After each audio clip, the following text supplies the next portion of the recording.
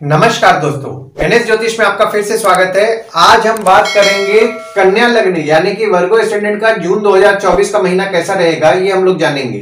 अगर आपने कन्या लग्न का मई 2024 का मासिक फलादेश एवं उपाय नहीं देखा है तो ऊपर दिए हुए आई बटन पर क्लिक करें। देखिए, ये वाला जो भाव होता है ना, इस भाव को लग्न भाव कहते हैं। इस भाव पे अगर 6 नंबर लिखा हुआ है तो ये कन्या लग्न वाले जातकों की पत्रिका है। आइए देखते हैं शुरुआती तौर पे कौन कौन से ग्रह आपके किस किस भाव में बैठे हुए हैं। तो केतु आपके लग्न पे बैठे हुए हैं, शनि आपके 6वें भाव में बैठे हुए हैं, चंद्रमा राहु आपके 7वें भाव में बैठे हुए हैं, मंगल आपके 8वें भाव में बैठे हुए हैं और गुरु सूर्य शुक्र और बुध आपके 9वें भाव में बैठे हुए हैं। देखिए, यहाँ लग्न पे आपके केतु विराजमान है और गुरु की दृष्टि आपके लग्न में पड़ रही है और आपके लग्न के जो स्वामी हैं वे आपके 9वें भाव में 31 मई से लेकर के 13 जून तक विराजमान है। देखिए, लग्न पे आपके केतु विराजमान हुए 30 अक्टूबर से, तो आपको ऑक्कल्ट चीजों में रुचि बढ़ाएंगे और गुरु की दृष्टि भी आपके लग्न पे पड़ने लगी 1 मई 2024 से, तो यहाँ पे आपको ज्ञान की प्राप्ति होगी और आपका वेट भी थोड़ा बहुत बढ़ सकता है। और आपके लग्न के स्वामी आपके 9वें भाव में, जैसा कि मैंने आपको बताया अभी कि 31 मई से लेकर के 13 जून तक विराजमान है, तो आप लक पर विश्वास करेंगे और लक मानेंगे भी, आप धार्मिक रहेंगे। और वहीं जब आपके लग्न के स्वामी आपके 10वें भाव में 14 जून से लेकर के 28 जून तक विराजमान होंगे, तो आपका फोकस आपके काम को लेकर के रहेगा, बॉस को लेकर के रहेगा और आपके पिता को लेकर आपका फोकस बढ़ेगा। और जब आपके लग्न के स्वामी 29 जून से आपके 11वें भाव में विराजमान होंगे, तो आप इनकम के बारे में विचार करेंगे, फोकस आपका इनकम को लेकर के रहेगा। यानी कि देखिए, आप जो इस समय काम करेंगे 14 जून से लेकर के 28 जून तक, उसके बाद फिर उस काम का रिजल्ट आप एक्सपेक्ट करेंगे 29 जून से। दूसरे भाव में आपके कोई ग्रह नहीं है, पर यहाँ पे देखिए मंगल की दृष्टि आपके दूसरे भाव में पड़ रही है और आपके दूसरे भाव के जो स्वामी हैं वे आपके 9वें भाव में विराजमान है।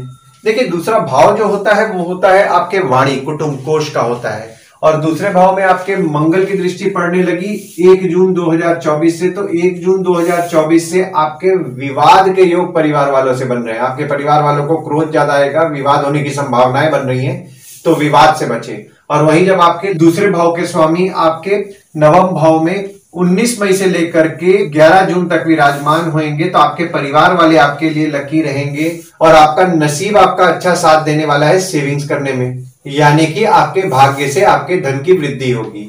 और जब आपके दूसरे भाव के स्वामी आपके 10वें भाव में 12 जून से विराजमान होंगे, तो आपके काम से आपके धन की वृद्धि होगी। पैतृक संपत्ति मिलने के योग आपके बन रहे हैं 12 जून से। तीसरे भाव में आपके कोई ग्रह नहीं है, पर यहाँ पे देखिए शनि की दृष्टि पड़ रही है, मंगल की दृष्टि पड़ रही है, गुरु की दृष्टि पड़ रही है, सूर्य की दृष्टि पड़ रही है और शुक्र और बुध दोनों की दृष्टि भी आपके तीसरे भाव में पड़ रही है। देखिए, तीसरा भाव जो होता है ना, वो होता है आपके स्वयं के पराक्रम, धैर्य, छोटे भाई बहन, पड़ोसी, डेली के प्रवास का होता है। तो यहाँ पे तीसरे भाव में आपके शनि की दृष्टि पड़ रही थी 17 जनवरी 2023 से, तो आपके पराक्रम में आप कमी महसूस कर रहे थे, पर 1 मई से गुरु की दृष्टि भी पड़ने लगी, तो यहाँ पे आपका पराक्रम बढ़ने वाला है। छोटे भाई बहन से मनमुटाव होने की संभावनाएं बन रही थी और अगर आपके छोटे भाई बहन से आपका मनमुटाव हुआ भी होगा, तो यहाँ पे छोटे भाई बहन के साथ संबंध में सुधार होएगा 1 मई 2024 से। हालांकि देखिए, यहाँ पे मंगल की दृष्टि भी पड़ रही है आपके तीसरे भाव में 1 जून से, तो 1 जून से आपके छोटे भाई बहन हो गए, पड़ोसी हो गए, उनको क्रोध ज्यादा आएगा, विवाद होने के योग बन रहे हैं, तो विवाद से आपको बचना है। क्योंकि देखिए, ऐसे भी देखा गया है कि आपके छोटे भाई बहन जो होते हैं ना, नेचर में थोड़े एग्रेसिव होते हैं। तो यहाँ पे एक तो वो नेचर में एग्रेसिव है और ऊपर से मंगल के घर में मंगल की दृष्टि पड़ रही है, तो यहाँ पे थोड़ा उनको क्रोध बढ़ने वाला है, थोड़ा सा एग्रेशन उनके स्वभाव में आएगा, तो इस चीज का आप विशेष तौर पर ध्यान दें। और अगर आपके छोटे भाई बहन सरकारी नौकरी से संबंधित प्रयास कर रहे हैं, तो 13 मई से लेकर के 14 जून तक उनके लिए फेवरेबल समय है और 31 मई से 13 जून तक वे समझदारी से डिसीजन लेंगे, यानी कि बुद्धिमानी से डिसीजन लेंगे, कोई भी डिसीजन आपके छोटे भाई बहन को अगर लेना है तो। और आपके तीसरे भाव के स्वामी आपके 8वें भाव में विराजमान हो रहे हैं 1 जून से। देखिए, तीसरे भाव के स्वामी आपके 8वें भाव में विराजमान हो रहे हैं 1 जून से, तो यहाँ पे आपके छोटे भाई बहन की तबियत थोड़ी बहुत बिगड़ सकती है, पराक्रम में आप थोड़ा बहुत कमी महसूस करेंगे। हालांकि देखिए, मंगल की दृष्टि आपके तीसरे भाव में पड़ रही है, तो आपके पराक्रम को बढ़ा रहे हैं, पर कभी कभी आप आपके पराक्रम में कमी महसूस भी करेंगे। चौथे भाव में आपके कोई ग्रह नहीं है और दृष्टि की अगर हम बात करें तो देखिए, शुक्र की दृष्टि पड़ रही है 12 जून से, बुध की 14 जून से और सूर्य की 15 जून से। और आपके चौथे भाव के स्वामी आपके नवम भाव में विराजमान हो गए 1 मई 2024 से। देखिए चौथा भाव जो होता है वो होता है आपके सुख, माता, घर, वाहन का होता है। तो चौथे भाव में देखिए शुक्र की दृष्टि पड़ रही है और बुध की दृष्टि पड़ रही है और सूर्य की दृष्टि पड़ रही है, यानी कि आपके सुख में तो कमी होने की संभावनाएं नहीं बना रहे हैं। माता के साथ आपके संबंध अच्छे रहेंगे और अगर आप घर वाहन लेने का सोच रहे हैं तो आपका भाग्य भी आपका अच्छा साथ देगा। पांचवें भाव में आपके कोई ग्रह नहीं है, पर यहाँ पे गुरु की दृष्टि आपके पांचवें भाव में पड़ रही है और आपके पांचवें भाव के जो स्वामी है वे आपके छठवें भाव में विराजमान है। देखिए पांचवा भाव जो होता है ना वो होता है आपके संतति, प्रेम, पढ़ाई, साधना का होता है। तो पांचवें भाव में गुरु की दृष्टि 1 मई 2024 से पड़ने लगी। तो यहाँ पे जो स्टूडेंट्स को पढ़ाई में दिक्कतों का सामना करना पड़ रहा था 17 जनवरी 2023 से, उनके पढ़ाई में उनको सुधार देखने के लिए मिलेगा।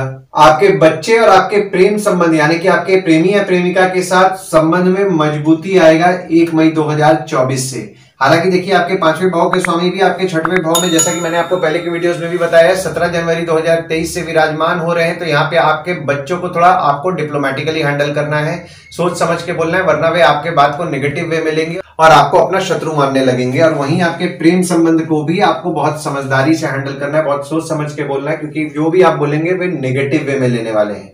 हालांकि आपके रिश्ते में मजबूती आएगा। पढ़ाई में जो आपके उतार चढ़ाव, जैसा कि मैंने आपको बताया, देखने को मिल रहा था, पढ़ाई समझ में नहीं आ रहा था, पढ़ाई में अड़चने आ रही थी, उसमें आपको सुधार देखने के लिए मिलेगा 1 मई 2024 से। और आप शत्रु या विकारों को लेकर के चिंतन कर रहे होंगे 17 जनवरी 2024 से। छठवें भाव में आपके शनि विराजमान है और शनि यहाँ अपने राशि में ही विपरीत राजयोग का निर्माण कर रहे हैं 17 जनवरी 2023 से और 29 मार्च 2025 तक विपरीत राजयोग का निर्माण करेंगे। देखिए छठवां भाव जो होता है ना वो होता है आपके रोग, ऋण, शत्रु, मामा, मौसी का होता है। तो शनिदेव आपके छठवें भाव में विराजमान हो रहे हैं। तो यहाँ पे आपके शत्रु, कॉम्पिटिटर पे आपका खर्च कराएंगे तो आपको पॉजिटिव रिजल्ट भी देने वाले हैं, यानी कि अगर आपके शत्रु या कॉम्पिटिटर पे खर्च हो रहा है तो उससे आपको लाभ होगा। देखिए विपरीत राजयोग में ना आप अपने कठिन परिस्थिति में अपने साहस और पराक्रम से कठिन परिस्थिति को पार करते हैं और उस पर विजय पाते हैं। सातवें भाव में आपके चंद्रमा विराजमान है 1, 2, 28 और 29 तारीख को और राहु विराजमान है। देखिए सातवां भाव जो होता है ना वो होता है आपके स्पाउस, भागीदार का होता है। तो सातवें भाव में आपके चंद्रमा 1, 2, 28 और 29 तारीख को विराजमान हो रहे हैं। तो आपके स्पाउस में थोड़ा आप मूड स्विंग्स देखने को आपको मिलेगा, यानी कि वे थोड़ा मूडी रहेंगे।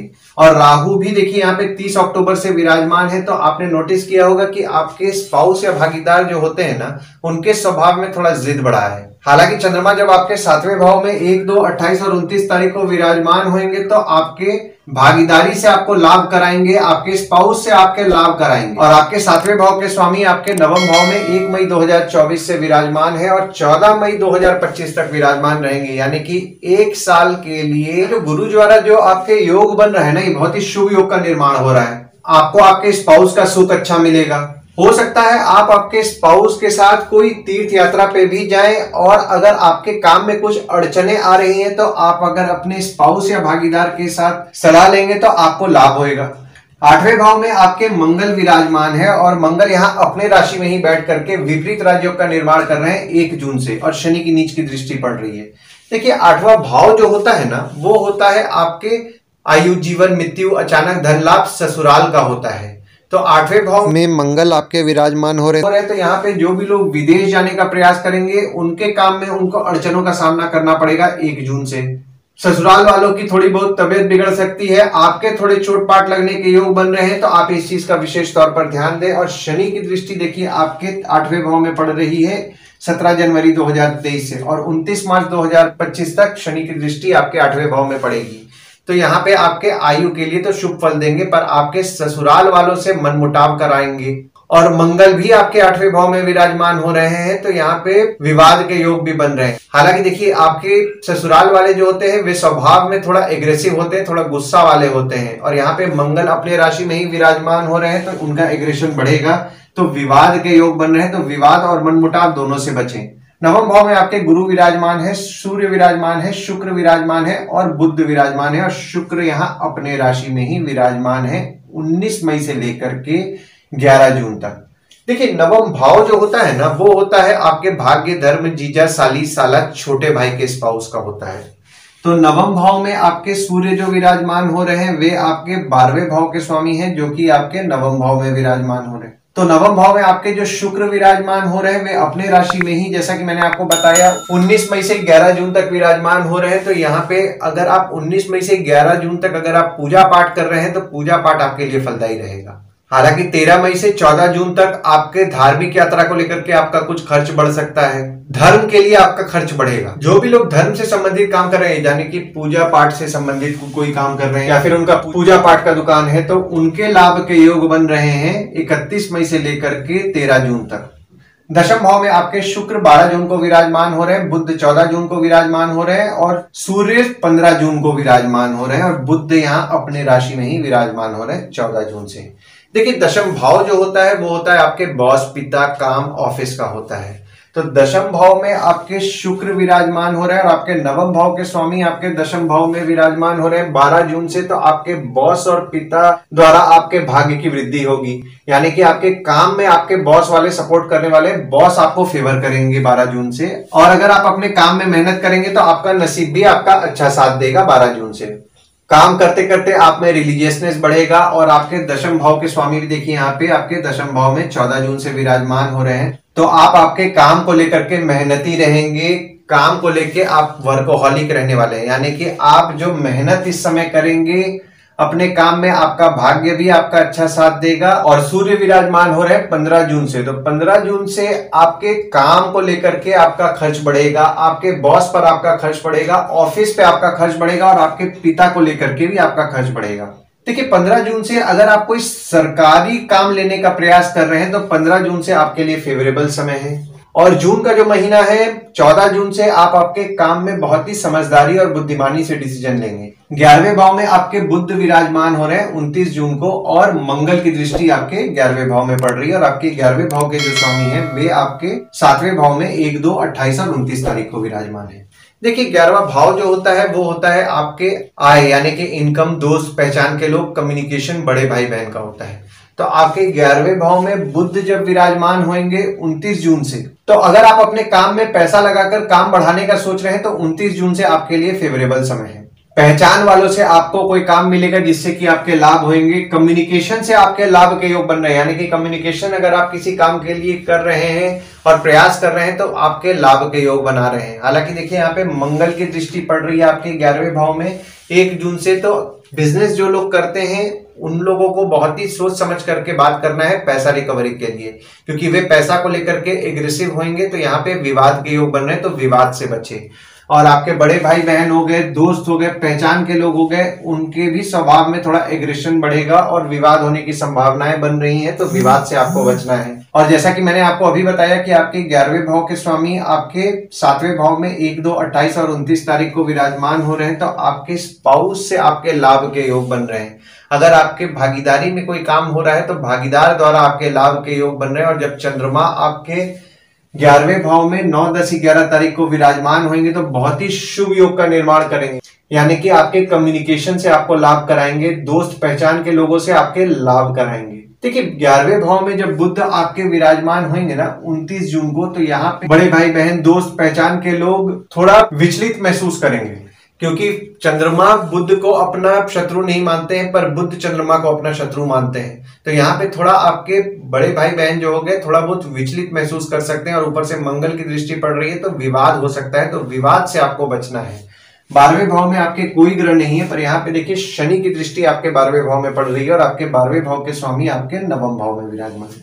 देखिए, 12वां भाव जो होता है ना वो होता है आपके खर्च, जेल, फॉरेन, हॉस्पिटल, मोक्ष का होता है। तो 12वें भाव में शनि की दृष्टि पड़ रही है तो आप खर्च कम करने का प्रयास कर रहे होंगे 17 जनवरी 2023 से। पर जब आपके 12वें भाव के स्वामी आपके 9वें भाव में विराजमान होंगे 13 मई से 14 जून तक, तो आपके धर्म को लेकर के आपका खर्च होगा, यानी कि आपके धार्मिक कार्यों पे आप खर्च करेंगे।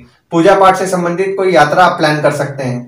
किताबों को लेकर के आपका खर्च बढ़ेगा। वहीं जब आपके 12वें भाव के स्वामी आपके 10वें भाव में 15 जून से विराजमान होंगे तो आपके बॉस, पिता, काम को लेकर के आपका खर्च बढ़ेगा। ऑफिस में कोई ना कोई हो सकता है आप रेनोवेशन कराने का सोच रहे हो तो आप इस पीरियड में कराएं। अगर आप काम से विदेश जाने का बहुत दिन से प्रयास कर रहे हैं, यानी कि ऑफिस के काम से, तो 15 जून से आपका नसीब भी आपका अच्छा साथ देने वाला है।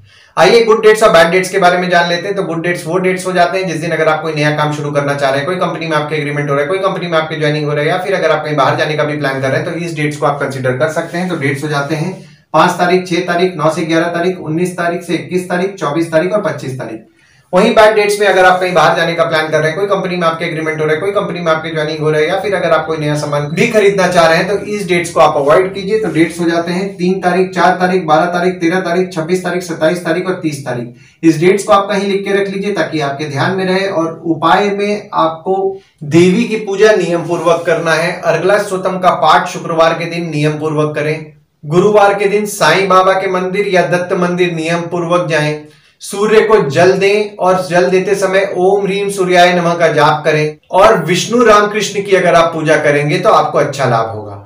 आशा करता हूं इस वीडियो में दी हुई जानकारी आपको पसंद आई होगी। अगर आप हमें YouTube पे देख रहे हो और ये वीडियो आपको पसंद आया हो तो इस वीडियो को लाइक कीजिए, चैनल को सब्सक्राइब कीजिए और नोटिफिकेशन बेल जरूर दबाइए। और अगर आप हमें फेसबुक पेज पे देख रहे हैं तो फेसबुक पेज को लाइक कीजिए और फॉलो कीजिए। धन्यवाद दोस्तों, कल फिर मिलेंगे एक नए वीडियो के साथ।